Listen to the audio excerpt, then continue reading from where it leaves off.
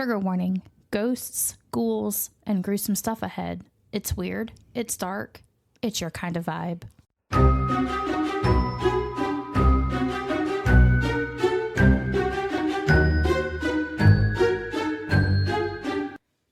Welcome to Haunted and Homicidal, the podcast where true crime meets the paranormal.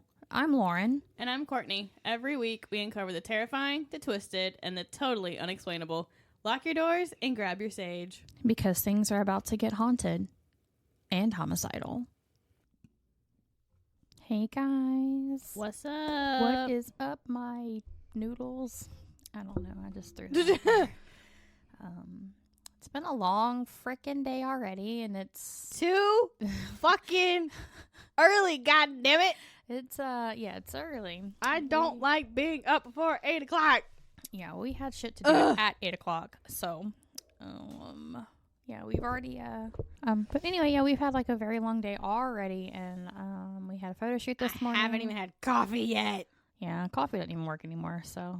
But there's Alani's in there. I might have to get one later. Yeah, if I drink one like after 11, 12 o'clock, I don't sleep at night, so there's no point for me to grab one right now. You barely sleep anyway. I know, but it's worse if I have an energy drink. Yeah. Because it takes me so long to drink one. So if I started at like 10 o'clock, which it is right now, I won't be done with it until like 1. So then I don't sleep already, and that just makes it worse. I would like to sleep, but we don't have an early morning tomorrow, I don't think. I think we start around 10 again tomorrow will be okay. But that means we don't have to be up at 6 for an 8 o'clock photo shoot that a fucking cat photo bombed the entire time. It's great. I'm telling you, we should have just gave him the picture with him and the cat. Yeah, it's whatever. So, probably won't be posting any of those unless they give me the okay to, because it's my sister-in-law, my brother, maternity shoot. My outside cat decided, hey, this is my photo shoot. So she screamed the whole time and got in all the pictures. Literally every picture. She's like, bitch, I will be included. It is hilarious. Well, it didn't help that he called her all the time, too. Well, they wanted her in the pictures, after that point. They're like, we might as well. It's Halloween-themed, spooky, black cat, whatever. But, yeah, it was something. But, they do have eggnog out right now, and I'm super excited. A what? Picture of my shirt? Oh, yeah, maybe. I've had it for a while. I don't know why this is the first time you've seen it. This is the one I told you that he got me like in a 3X, because that was all that was available, and it's like so big. Oh, damn. Yeah, I just needed like a regular extra large, and this is, like you see, like goes down to my knees. It's huge. I just didn't pay that much attention to it. I don't know. Well, you said something about a shirt that I wear like every time. Like last week it was Ozzy. You're like, hey. I don't know. Or my Drop Dead Fred shirt. You didn't know who that was. What was that? My throat. Yeah, and this one just says, you inspire my inner serial killer. My husband got it for me. Which is funny because we're doing our murderer episode. Yeah. Well, I mean, we do a murder episode every week, but... this guy wasn't a serial killer though. So. Well, the one we're talking about right now. You know what? I've had it. It's too early, man. Yes, it is still. I'm struggling. Yeah, it's because I don't even know what I want. What? I don't know. I'm barely. Oh no! Guess what I forgot to do? That nobody reminded me to do. Take the ticket out. Let me text London. I'm gonna have her do it. See, I told you. I said, why would you tell us? I said, what makes you think we're all gonna remember? I thought at least somebody out of the 3 people I told myself, and then y'all 2. Clearly not. At least I remembered now. Yeah, you remembered. The rest of us did not. So I guess we'll just go ahead and get into our stories for the week. These come out the week of Halloween, so they are, spooky. Guess what, Halloween themed. Halloweeny. Yeah. I think both of our stories happen on Halloween, and then we've got some other interesting stuff for like the paranormal side of it. So, I guess we will go ahead and get into it. So today we are going to talk about Ronald Clark O'Bryan. He is also known as the Candyman. Candyman. Yep. He was born October 19th. So October birth, October murder of 1944, and he was a Libra. He was born in Harris, Texas, and he was born to William Anthony O'Bryan Jr. and Elise Lane Lagrone. There's not much known about O'Brien's childhood or early life, so I really couldn't find anything to see, like, how his upbringing was, like if he was a happy home, you know, if the parents fought, how he was in school, you know, there really kind of wasn't a whole lot of information, but I will tell you about him as much as I can. He grew up in Pasadena, Texas, which is a suburb of Houston. His family life wasn't particularly well documented, but there is no public record of abuse or major dysfunction in his childhood, so that means, like, there are no medical records, no CPS involvement, you know, nothing from the school saying, you know, he was a troubled child. So he had a pretty much good... decent, like an average life, it seems like. Okay. And it says that he did appear to come from a fairly typical working class family for that era. Again, he was born in 44, so like late 40s, early 50s. Typical family. Nuclear family, it seems to be. He did have siblings, though they rarely appear in any accounts of his later life, and that suggests that he really wasn't that close to them. Chips, please. Chips? My tummy's growling. In his teenage years, he attended Pasadena High School. He was remembered as an average student, not academically exceptional, but not a slacker either. Teachers and classmates described him as quiet and somewhat forgettable. Like, he really didn't stand out socially or academically. By most accounts, he was not very popular. He kept to himself and didn't have a strong circle of friends. And this may have contributed to a lifelong sense of inadequacy and frustration. In his young adulthood, after high school, O'Bryan did not attend college. Instead, he pursued work in the optical and insurance industries. He trained as an optician and later found work in related fields. That's eyeballs, right? Yeah. Okay. His employers often described him as intelligent but unreliable. So they were like, yeah, he's super smart, but don't ask him to do shit because he's going to forget or not get it done. He's unreliable. He frequently changed jobs, struggled to maintain employment, and lived beyond his means, which set the stage for his financial problems later in life. He lived beyond his means, which set the stage for his financial problems later in life. So, you know, obviously, if you spend more than you make, you're going to come into trouble. Mischa. Down, Mischa. Oh, that's my boo. Mischa. O'Bryan married Daneen O'Bryan, and the couple had 2 children, Timothy and Elizabeth. He was heavily involved in his local Baptist church, serving as deacon, choir member, and volunteer. Outwardly, he presented himself as a model family man and a religious figure. What have we learned when we talk about model family men and religious figures? They are not. On this podcast. They are not. Specifically this podcast. Yeah. They are not. They are not. By October of 1974, O'Bryan had a serious debt owing over $100,000 to various companies. He'd sold the family residence and used about $6,000 of the proceeds to cover those pressing bills. He still owed roughly $2,000 on a delinquent loan, $800 to the government, and was 8 months behind on car payments and was facing repossession. How the hell is he in so much debt? How are you 8 months behind and they haven't come for your car yet? Like, right now, you miss a payment, and 2 days later, they're like, we're coming to take your shit. Well, I mean, it was the 40s, 50s. Yeah, but still, like, 8 months? Come on. Maybe they're more lenient then. Maybe. So, in January of 1974, he joined Pasadena State Bank's New Outlooks Club, which automatically provided $10,000 in a life insurance policy per family member, including both of his children. His wife opposed even these small premiums, so she was like, we don't need that. The kids don't need life insurance. They're kids. They're little. Quick side trip, everybody needs life insurance. You never know what happens. Exactly. You never know what happens. Late September, early October of 1974, he secretly bought an additional $20,000 in policies on each child. What the fuck? Against his agent's advice and without telling his wife. So his agent's like, maybe he was like a little suspicious, like, no, something is not feeling right here. That's a lot of fucking money. Yeah, you don't need this right now. By mid-October, both children had multiple policies.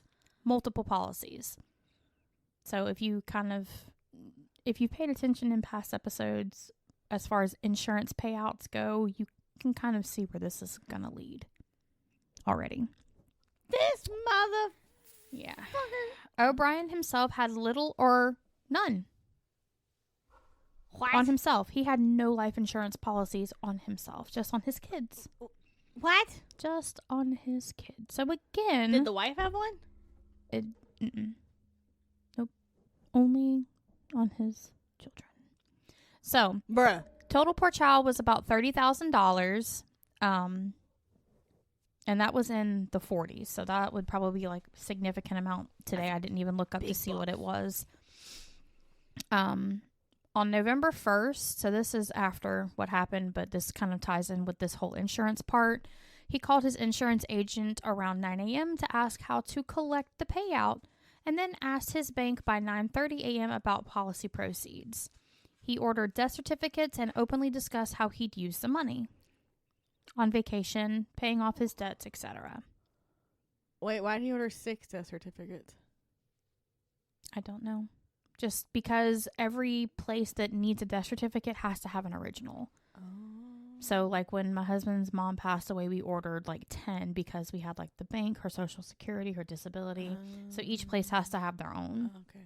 So you just kind of, like, order them in bulk and then hand them out as needed. I guess it was the same back then, it seems to be. So, between August and October of 1974, at TSO, which is where he worked, he asked his manager to obtain cyanide, even though cyanide hadn't been used in optical work for about 20 years. That should have been red flag number 1. Mm-hmm. Well, 2 after the life insurance.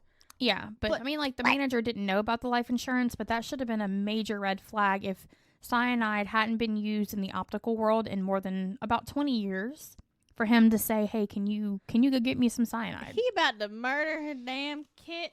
Yeah. Oh. So, he talked to a friend at ARCO Chemical about types of cyanide, fatal doses, and toxicology detection. So, like, again, this is kind of one of those situations where there are so many steps for this man to do what he did.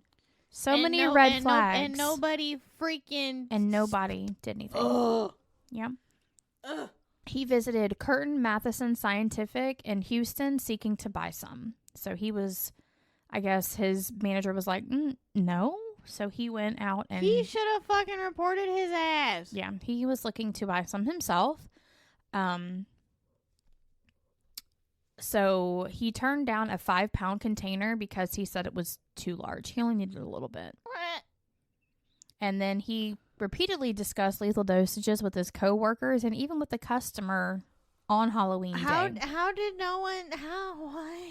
I don't know. I guess because, like, they said he was kind of, like, awkward and weird, so maybe they just thought it was some kind of whatever.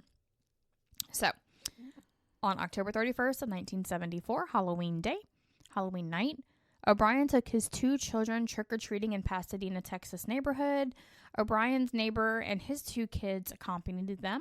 He got to freaking poison all these kids. After visiting a home where the occupant failed to answer the door, the children grew impatient and ran ahead to the next home while O'Bryan stayed behind.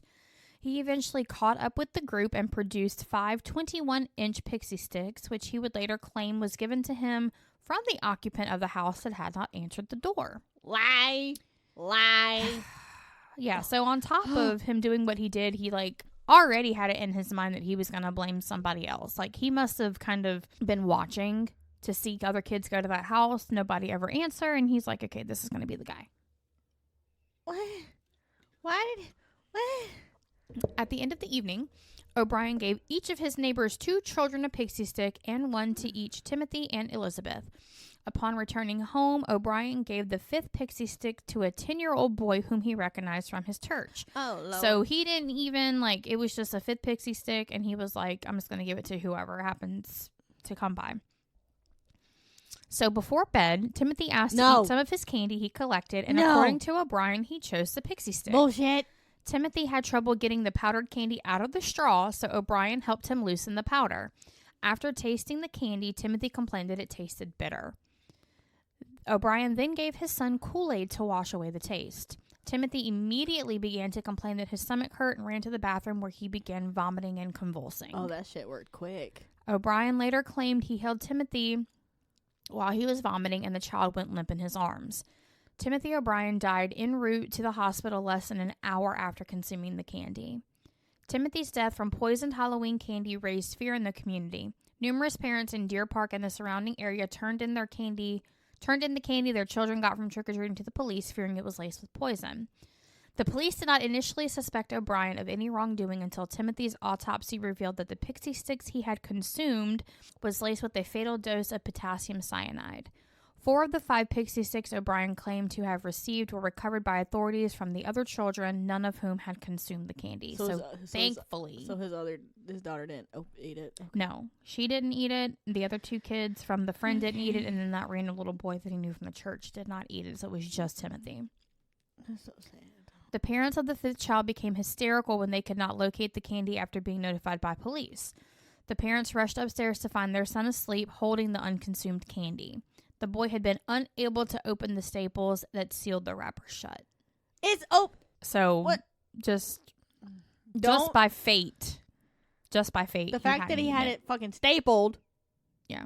Well, a Pixy Stix comes stapled. The big long ones, they come stapled to that little paper tab that they're on. Yeah, so that's not uncommon. Now, you're probably thinking like the little Pixy Stix where you just like squeeze the end and they pop open. No, this was the big like 2 foot, the huge ones. Okay. So they come like heated, but then they stapled the paper notice to it. Okay. Yes, that's not uncommon. So they wouldn't have. Okay. It wouldn't have been something that they thought were suspicious because of that. So yeah. All 5 of the Pixy Stix had been opened with the top 2 inches refilled with cyanide powder and resealed with the staple. According to a pathologist who tested the Pixy Stix, the candy consumed by Timothy contained enough cyanide to kill 2 adults. The fuck? While the other 4 candies contained enough to kill between 3 and 4 adults. So he was making sure. Oh my God. Making sure. So I guess maybe the reason he put it in all of them is like if they chose, Timothy would obviously get the cyanide, because like they're orange and they're blue and they're green, and he wouldn't know which one to choose, so he had to put it in all of them. Oh no.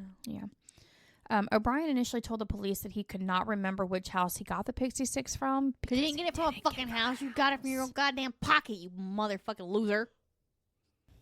Police became suspicious because O'Bryan and his neighbor had only taken their children to homes on 2 streets because it had been raining.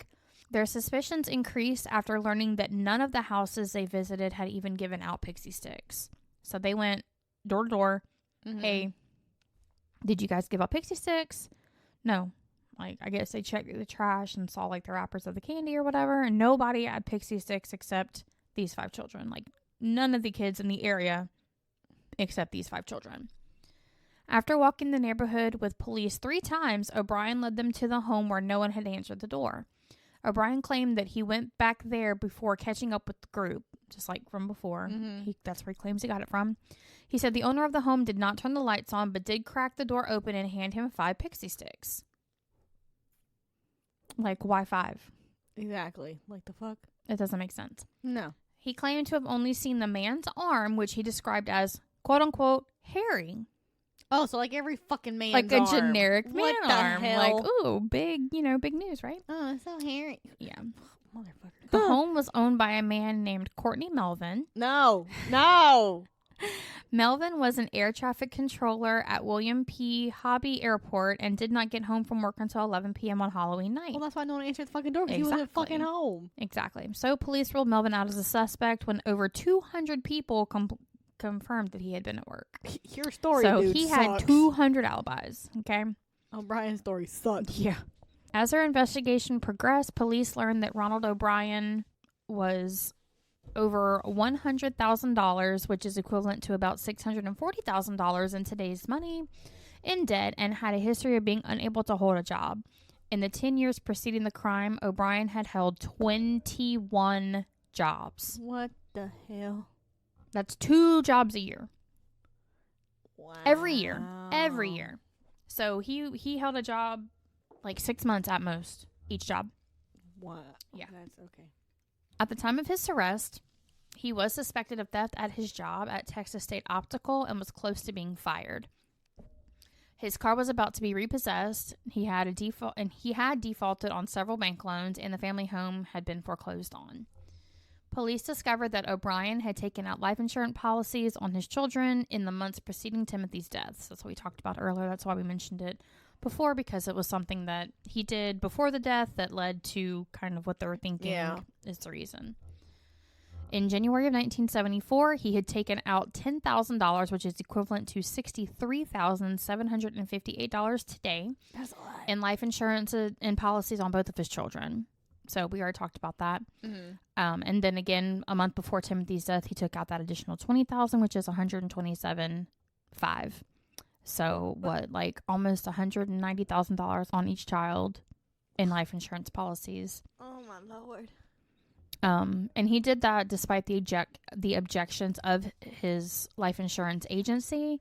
They should have just been like, no, we're not giving as it to you. a licensed insurance agent, it is my responsibility to lead the customer and provide the customer with the information that is appropriate for their situation. Not to have all these additional extra add-ons that are not needed. But then, of course, if something seems kind of suspicious, it's something that, we probably need to look into a little bit further. So they apparently did not. They did not. He wanted it. So they were like, cool, we're going to do it. And then again, the days preceding Timothy's death, he had taken out another $20,000 life insurance policy on each kid. What the heck? The policies totaled $100,000 each in the 70s, which was again $637,600 in 2024. Wow. Each. Wow. So it'd been like $1.2 million today. Yeah, to combine the policies. O'Brien's wife maintained that she did not know about the insurance policies on her children's lives, but earlier it said that she told him not to. Yeah, told him not to. So maybe he told her, okay, all right, babe, you're right. I won't. We don't have a need for me. He just went and did it anyway, because it did say earlier that he did it against his, without her knowledge. He did it behind her back. Yeah. Police also learned that on the morning after Timothy's death, O'Brien had called his insurance company to inquire about collecting the policies that he'd taken out on his son. Remember, I mentioned that earlier. He took it out quick. 9 a.m. he called the life insurance agency. And at 9:30, he called his bank to see how he had to get the money. Bruh. Yeah. Like, probably not even 12 hours later. No. After learning that O'Brien had visited a chemical supply store in Houston to buy the cyanide shortly before Halloween, he actually did leave without purchasing anything, remember, because the 5 gallon or the 5 pounds was like way too much for him. And he knew that would be like real fucking suspicious. Police then began to suspect that O'Brien had laced the candies with poison in an effort to kill his children to collect on their life insurance policies. Ding, ding, ding. We have a winner. Winner, winner. Winner, winner, chicken dinner. That's just... Ugh. Yeah. They believed he gave the other children poison candy in an effort to cover up his crime, which kind of makes sense. Yeah. Because, we got it from this house and it wasn't only my kid, so why would I want other people's kids dead? To cover your tracks. Which is exactly what he did. But then he picked the house where the dude wasn't even home. Yeah. So, and then he chose candy that no one else fucking had. Right. Exactly. And, like, if you picked a crack house, crackhead, I would be like, okay, maybe that might happen. So he didn't really think that He didn't think any of this through. No. Although police never discovered when or where O'Brien bought the poison, he was arrested for Timothy's murder on November 5th of 1974. He was indicted on 1 count of capital murder and 4 counts of attempted murder. O'Brien entered a plea of course, not guilty on all 5 counts. Not guilty my ass, dude. You are guilty as fuck. Usually when they enter a plea of not guilty, they're guilty, but they think they're smart enough, or... You, sir, are not that smart. No, but they think they're going to be able to charm the jury into giving them a lesser conviction. That's not how that works. You are risking yourself at trial, because what happens at trial is usually way worse than what you could plea out for. Yes. But O'Brien's trial began in Houston on May 5th of 1975. So it took them... a year. 7 months. That's a lot. Yeah, 7 months. So his charge was capital murder under the Texas Penal Code 19.03A3, murder for remuneration or promise thereof. Prosecutors included Carol S. Vance, which she was a district attorney, and assistants. The defense included Marvin O. Teague, and he was court appointed because O'Bryan was a broke motherfucker. Douchebag. Yeah. Ugh. During the trial, a chemist who was acquainted with O'Bryan testified that in the summer of 1973, O'Bryan had contacted him asking him about cyanide and how much would be fatal. A chemical supply salesman also testified that O'Bryan had asked him how to purchase cyanide. Friends and co-workers testified that in the months before Timothy's death, O'Bryan showed a quote-unquote unusual interest in cyanide and spoke about how much it would take to kill a person. If he asked so many fucking people, why did no one question? Why are you at? Whoa. Why? Exactly. If you have this dude asking a bunch of people, what it for fucking cyanide poisoning? Why doesn't? Whoa. Yeah, I don't understand. Like, so I said, like, so many people. My eyes twitching. I'm not going to say they dropped the ball because it wasn't their responsibility, but, like, come on, guys. You knew something was up. Like, well, like, I would still question, be like, why the fuck are you asking how to, like, poison somebody? Oh, just morbid curiosity, which I get. Like, look, if anybody checked my browser, I'd probably be on several kind of lists, like, a watch list. But, like, I'm, like, literally curious about shit. Like, you know, a couple weeks ago when we were trying to figure out how crack was made. Like, if someone saw that on my browser or my daughter's browser, because she was the one looking it up, they'd be like, what the fuck? And it was just, we were just curious. Just driving home from a long trip. Yeah. Because I said, I don't even know how crack is made. And then we found out. You know, there are some questionable search histories for me. But yeah, I would definitely be on a watch list. So you can't really always go by that. But there's so much here that somebody should have said something, especially in conjunction with the insurance stuff. You know, I don't know. Anyway, O'Brien's sister-in-law and brother-in-law testified that on the day of Timothy's funeral, he spoke about using the money from Timothy's insurance policy to take a long vacation and buy other items. The hell? So, like, there was, like, no sadness, no remorse. He was just interested on what he could do with that money. Bruh, you're in fucking debt. Right. Additionally, his wife rejected the claim that Timothy had chosen the Pixy Stick and said that O'Bryan had, in fact, forced him to choose it. Yeah, because I be choosing chocolate. Yeah. Not no damn Pixy Stick. I love Pixy Stix, but, like, if I had a choice, it'd be Butterfinger. Or, like, Three Musketeers. Yeah, that'd be chocolate. Or the pumpkin Reese's. So I don't like regular Reese's. I don't like the shaped ones. They taste different. Yeah, they're my favorite. The pumpkin of the ghosts. So you don't like regular Reese's, but you like the shaped ones? Yeah. Even though they taste the exact same? They don't. They do not. They're something different, like maybe something that they put in the mold to make sure they come out properly. But they do something different to those that they just taste better. Oh, okay. Yeah. O'Bryan continued to maintain his innocence. Of course. Yeah, of course. His defense mainly drew upon the decades-old urban legend concerning a quote-unquote mad poisoner who hands out Halloween candy laced with poison or needles or candy apples with razor blades instead. None of that has ever happened. Outside of this one incident, none of that has ever happened. And unfortunately, these stories have persisted despite the fact that there are absolutely zero documented instances of strangers poisoning Halloween candy. Family members, etc. Yeah, but not strangers. Just like, oh, my kids can't go trick-or-treating because what if someone gives them drugs? Do you know how fucking expensive drugs are? Mm-hmm. No one's gonna... Who in their right mind is just gonna hand out fucking drugs? No. I'm not. No. Do you know how expensive edibles are?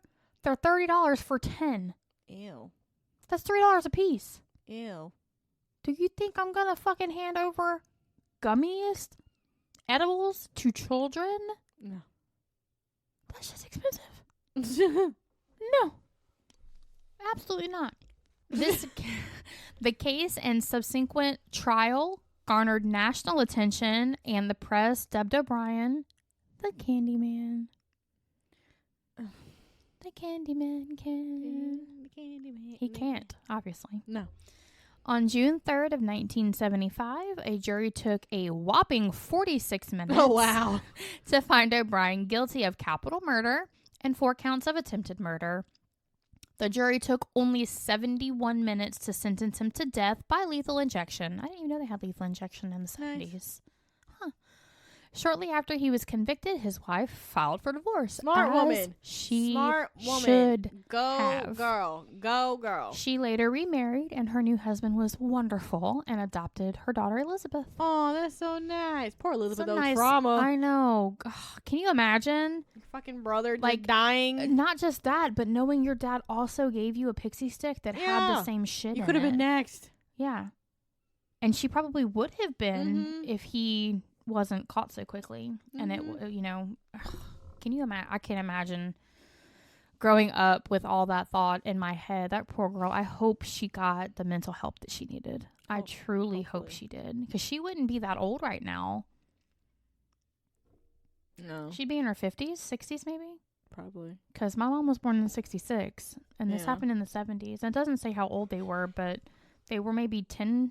They were young kids, so she might be in her 60s, so she's probably still, poor thing. Like, every Halloween has just got to be so traumatic for her. She's I couldn't imagine. Nope, ain't going to get candy, nothing. No Pixy Stix for me, thank you. That poor woman. Oh, I feel so bad for her.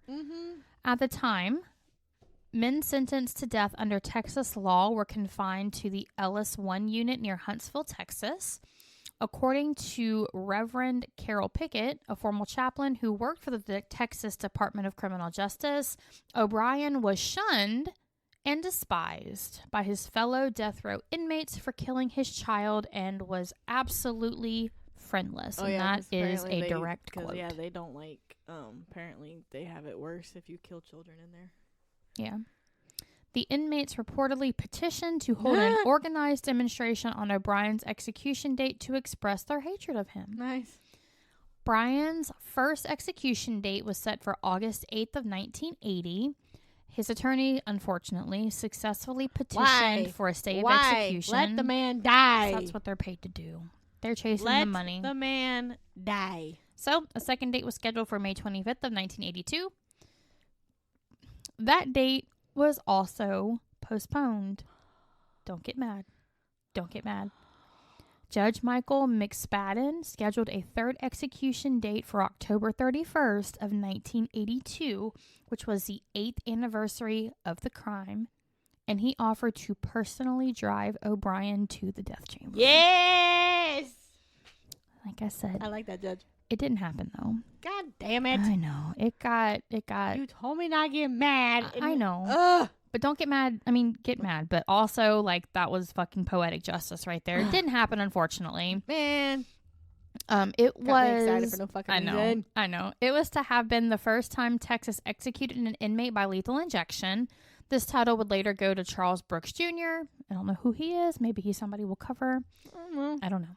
The Supreme Court delayed the date yet again to give O'Bryan a chance to pursue an appeal to seek a new trial. No, he doesn't need a new trial. The man killed his fucking child and tried to kill 3. No. Yep. No. So, a fourth date was scheduled for March 31st of 1984. O'Bryan's lawyer sought a fourth stay on the basis that lethal injection was quote unquote cruel and unusual punishment. And so is giving a fucking child a Pixy Stick fucking laced with poison, and he's fucking vomiting and lethal injection is the least cruel and unusual punishment. Let me shoot his ass in the middle of fucking He should have just been stuck in the electric chair, because I think Texas still did that. I think they still do that. Anyway. But on March 28th, a federal judge rejected the request. And on March 31st of 1984, which was his fourth and final judgment day, shortly after midnight, O'Bryan was executed by lethal injection at the Huntsville unit. Hallelujah. His last meal consisted of T-bone steak, medium to well done. Ew. Number 1, red flag. For one, he shouldn't have got a last meal. He should have got a fucking mashed potato. So, his last meal, kind of slaps, okay? I'm not going to lie. I don't give a shit. Not going to lie. But it would need to be, he don't deserve it. Rare to medium rare for me, because if you do anything over that, you're just fucking ruining the steak. And I said what I said, and I'll die on that hill. So, again, he had that T-bone steak, medium to well done, which tells you he's a fucking psychopath right there. French fries and ketchup, whole kernel corn, sweet peas, lettuce and tomato salad with egg and French dressing, iced tea, sweetener, saltines, Boston cream pie, and rolls. So, like I said, like that's a meal. He didn't deserve none of that shit. He did not. He deserved like a bologna sandwich. A wet bologna sandwich? Yes. Yeah. Slap to the face. That's right. Here, bitch. Pop. That's your meal right there, damn it. O'Brien's last words were, quote, "What is about to transpire in a few moments is wrong. However, we as human beings do make mistakes and errors. This execution is one of those wrongs, yet doesn't mean our whole system of justice is wrong. Therefore, I would forgive all who have taken part in any way in my death. Also, to anyone I have offended in any way during my 39 years, I pray and ask your forgiveness, just as I forgive anyone who offended me in any way. And I pray and ask God's forgiveness for all of us respectively as human beings. To my loved ones, I extend my undying love that didn't exist because you killed your child. To those close to me, know in your hearts I love you, one and all. No, you fucking don't. You try to kill your goddamn children. Oh, my ass twitching. God bless you all. And may God's best blessings be always yours.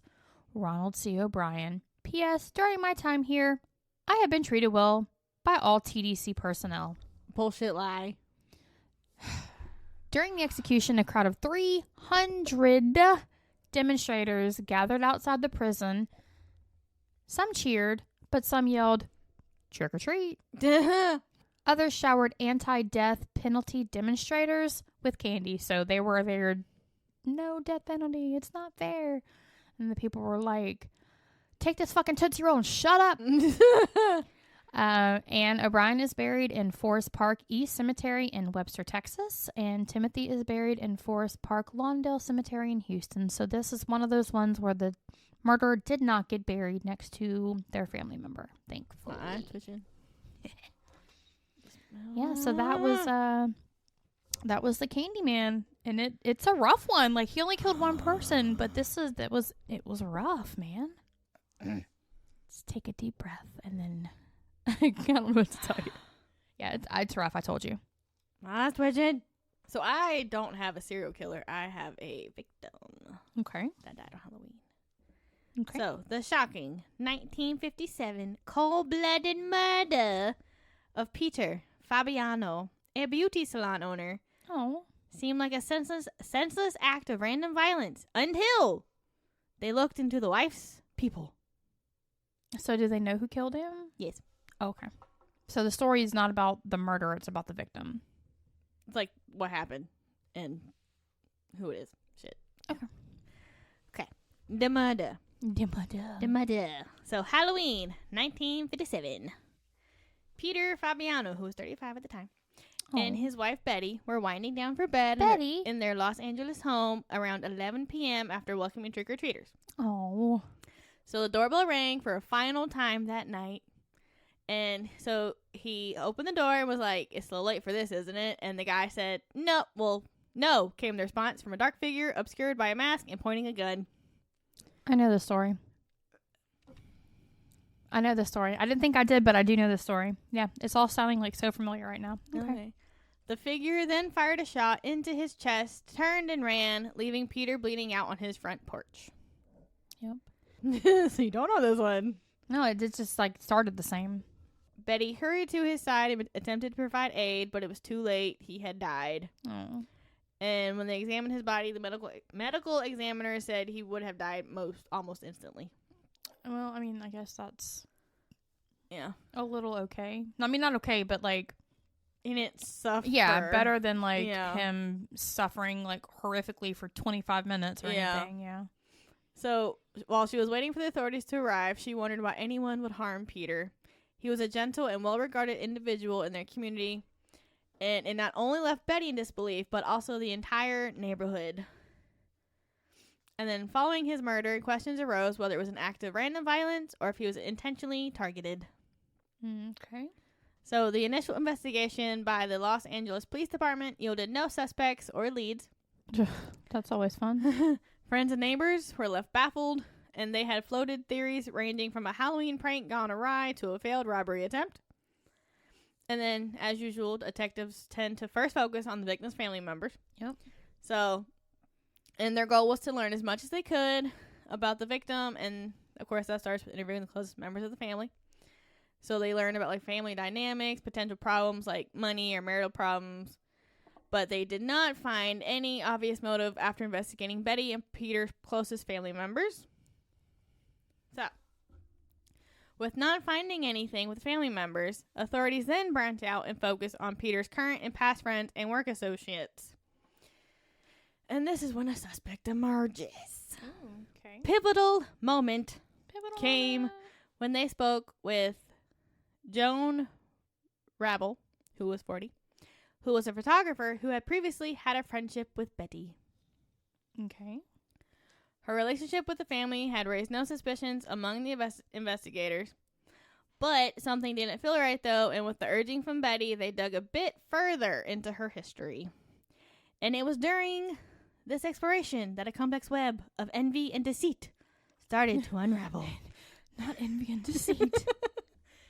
The breakthrough came when they linked Joan to Goldine Pizer, who's a 43-year-old medical clerk, a reserved woman of similar age who had never been linked in any criminal activity. Okay. So Pizer was known to lead a life of loneliness and isolation. However, investigators were shocked when Pizer confessed to the murder. What? Okay. Turns out that Pizer had formed an emotional bond with Joan Rabel, and it appeared that Joan had manipulated her into carrying out the murder. I do know this one. Bitch! I do. Yep. I do. God. They don't. I do. Okay. Motive and confession. So, it emerged that Joan and Betty had shared a close relationship that may have leaned towards the romantic side, and Joan felt envy toward Peter as she felt he obstructed her bond with Betty. Mm-hmm. Psycho stalker obsession. And Joan was a former employee at the salon and had let Betty stay with her when she and Peter were having marital problems. Okay, marital problems happen. That doesn't mean she's going to leave her husband for you. Exactly. And the Los Angeles Times described Joan and Betty's relationship as abnormal, quote unquote, yeah. a code for lesbian/gay. Yeah. And Peter had insisted Betty break off the affair before they could be reconciled, something that enraged Joan. So she harbored bitterness toward Peter for coming in the way of her desired deeper connection with Betty, which she viewed as an impediment to forming a closer bond with Betty. Her envy grew stronger, and eventually she devised a plan to remove Peter from the equation and orchestrate his death by manipulating Goldine into carrying out the murder. So, she was able to accomplish this by telling Pizer that Peter was an abusive drug dealer who was physically assaulting Betty. And Pizer, who was a closeted gay woman who had recently been divorced from her husband, was easy for the jealous Joan to twist her will. She hoped she could be with Betty forever once Peter was out of the way, and right after the murder, told Pizer, "Forget you ever knew me." That is insane. Uh-huh. And it's so sad that people just want like some kind of connection with somebody, and then they get manipulated into doing horrible things that they normally probably wouldn't do otherwise. Mm-hmm. So, she carefully planned out the crime. First, she convinced Goldine to purchase a .38 caliber revolver. Next, she exploited Goldine's longing for acceptance and her affectionate feelings towards Joan and convinced her to carry out the murder. Like, the fact that this bitch used the other chick's feelings, that's bullshit. I mean, and the fact that she's using this woman to kill somebody else so she could be with that man's wife and not be with the woman who's doing the killing. Like, she's who wants to be with her. Right. She's just manipulating completely all the way around. Mm-hmm. That's crazy. So during her interrogation, Goldine admitted she took measures by disguising herself for Halloween and committing the murder to secure Joan's approval and affection. And there's a breakthrough when they tracked down the firearm used in the killing, which had been purchased by Pizer. An oversight she had regretted as it led to her apprehension. Yeah, that's that's usually how that works. Yeah. She soon after admitted her guilt, and she disclosed Joan Rabel's role as the mastermind.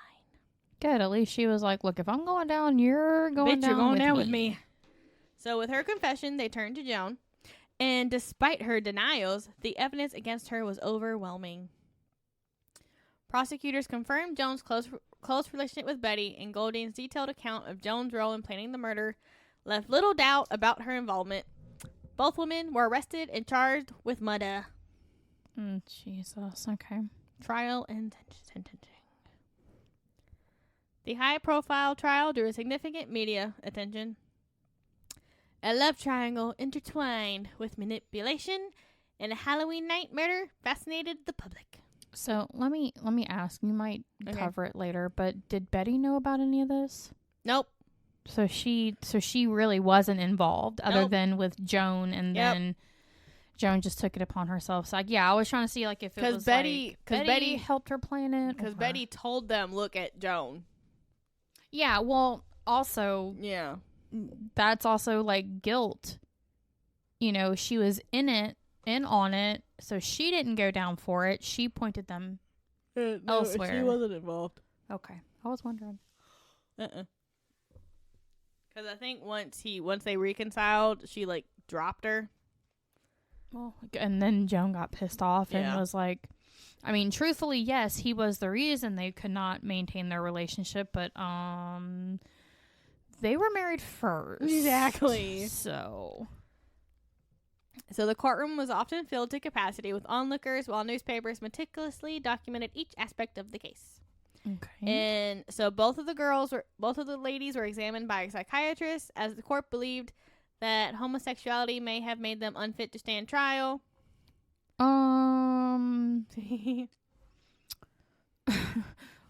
What? So they wanted them to see, because they were homosexual, if that made them crazy? Okay. Yeah. So Goldine did indeed chose to plead guilty by reason of insanity. I bet she did. But that did no good. Yeah. So with overwhelming evidence against them, Joan and Goldine pleaded guilty to second-degree murder in the hopes of receiving a more lenient sentence and avoiding possibly facing the death penalty. And in a plea deal with prosecutors, both women were given a prison term of 5 years to life. Many saw this as a very lenient sentence for cold-blooded murder. Yeah, I mean, the minimum they would have to serve is 5 years. So it's like, it should be like 25 to life or 50 to life, but like 5, like, now, look, I'm not saying what Goldine did was okay by any means, but she was heavily manipulated. Yes. Heavily manipulated. So I don't think, even though she was the one that pulled the trigger, I feel like her sentence really should be less. Yeah. So. Aftermath and legacy. So the years following Peter's murder, the case became part of true crime lore as different media sources revisit it.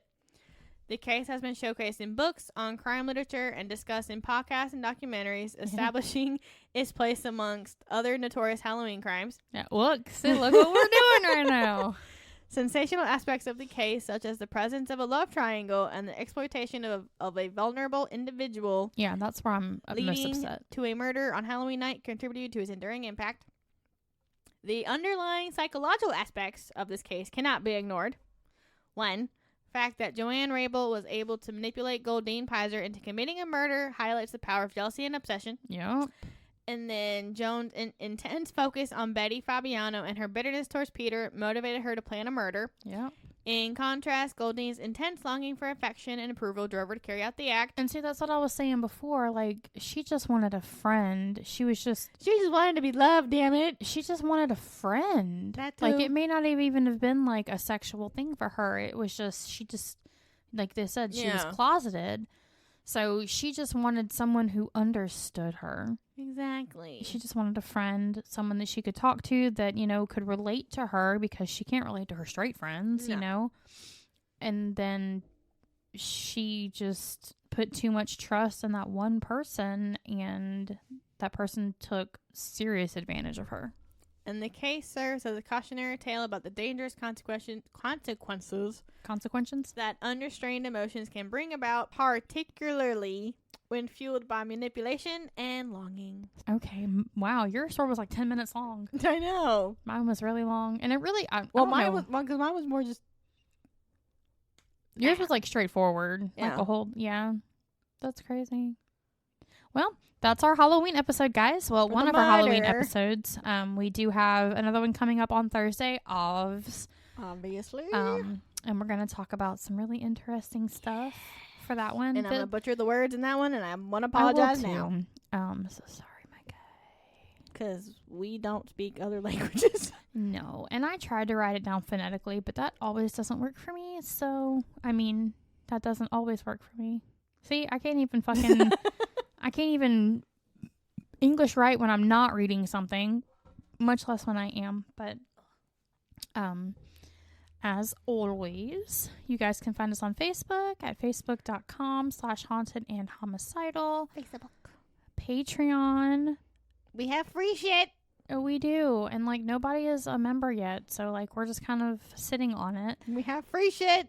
We, as in me and her, have shirts and tumblers. And, you know, if the interest gets large enough, we will start making those, like, maybe goodie giveaways for, like, the higher tiered members or whatever. But, you know, I know the economy is not the best right now for people to be able to just say, hey, yeah, I can spend $3 a month or $5 a month on that.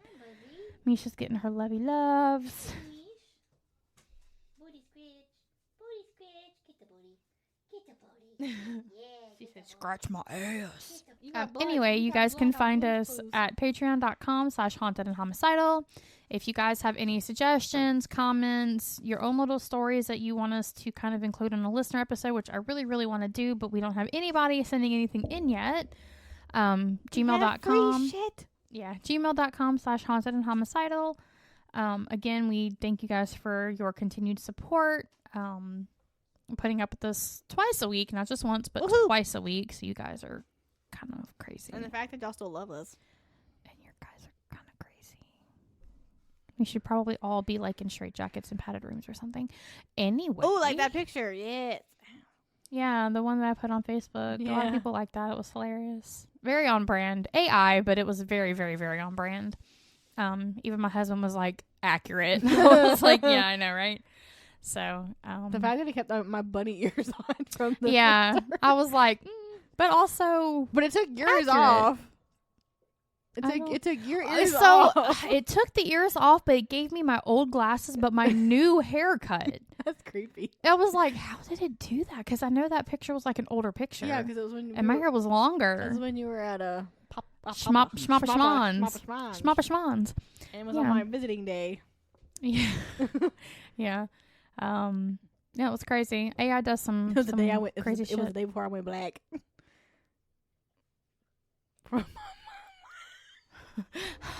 I'm sorry. My hair. Don't look at me like that. I was like, the day before you did what? I don't remember this. I dyed my hair black, which I'm never doing again. Okay. I was like, I was a little concerned. I was like, I don't remember any of this. Yeah. My hair. Yeah. Don't look at me like that. It was. I think that was during one of the sessions we were talking about Florida and people in Florida and people getting angry about people in Florida. Loser. Anyway, thank you guys for your support, your continued love. We appreciate it. Happy almost Halloween. Woohoo! And we'll see you. Halloweeny. We'll talk to you guys in a couple days. Okay, bye. Bye.